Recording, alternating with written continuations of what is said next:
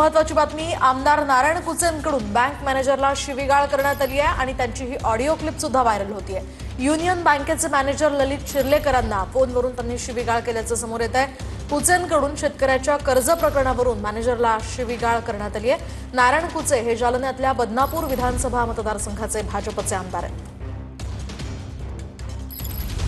Manager साहेब आवाज येतो आपल्याला? हो सर, नमस्कार। मी तुमचं काम ऐकत नाही, मग माझ्या पद्धतीनं तुमच्या ऑफिसला बँकेत यावं लागेल मला। सर ते आपल्या हातात नाहीये ना, मी हेड ऑफिसला पाठवले त्यांचं रिक्वेस्ट लेटर। मला एवढी मस्ती असेल ना तर मी नीट करायला मिले पत्ता बरं का।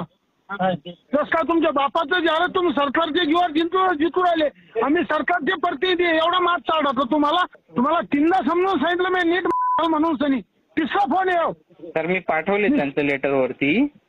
काय पाठीला नीट शिफारस कर ना, तर दाखवू तुला घर रेकॉर्डिंग करून टाक।